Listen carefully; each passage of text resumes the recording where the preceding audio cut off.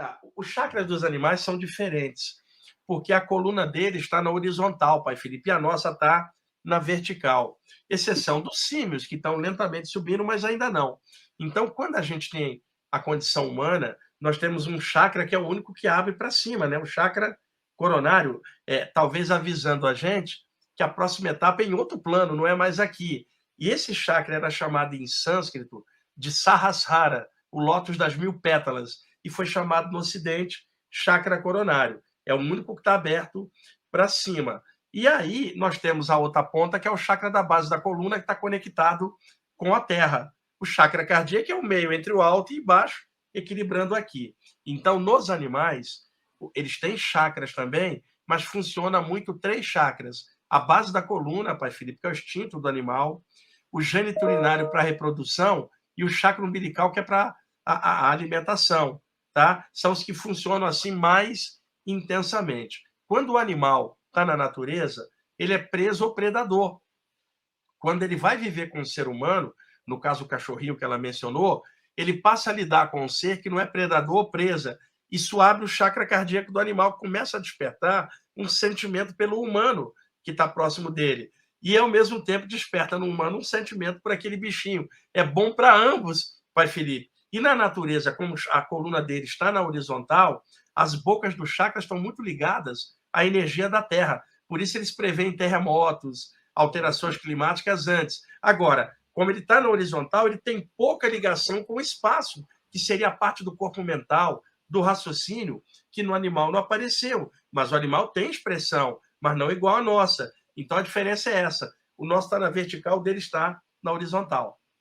O que a gente pode dizer sobre a presença de animais nos trabalhos espirituais? A Umbanda, ela surgiu em 1908 em Niterói, com o seu Zélio, né? Historicamente falando. Então, a Umbanda é uma mescla da tradição indígena, afro e também branca. É uma mescla, igual o brasileiro, mistura das raças, né? Como a Umbanda tem componente nativo, né, parte dela ligada à tradição, muito índio desencarnado no astral do Brasil, nós temos notícias, né, isso é história, no mundo inteiro, xamãs dos vários povos nativos das Américas ou da Oceania, por exemplo, lá na Austrália, sempre trabalharam com animal de poder, que é uma coisa tradicional da área xamânica. Então, alguns xamãs adestravam os animais, assim como um policial pode treinar um cão para perseguir um meliante com droga. Então, alguns animais eram treinados, por exemplo, na América do Norte, pumas, que são os felinos grandes das montanhas. Já na África, panteras adestradas por xamãs que funcionavam como protetoras ali.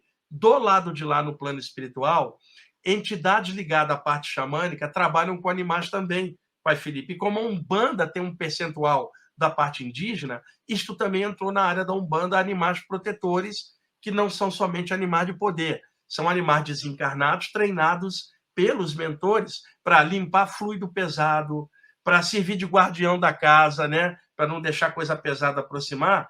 E eu lembro até que na área espírita, lá naquela série O Nosso Lar do André Luiz, quando ele desce como equipe, tem uma matilha de cães que desce com ele, né? E todas as vezes que eu falo isso, pai Felipe, tem sempre algum espírita mais ortodoxo que fica questionando, dizendo o seguinte: Allan Kardec disse que a reencarnação dos animais é automática, desencarnou, reencarnou. Só que tem um detalhe: isto na natureza.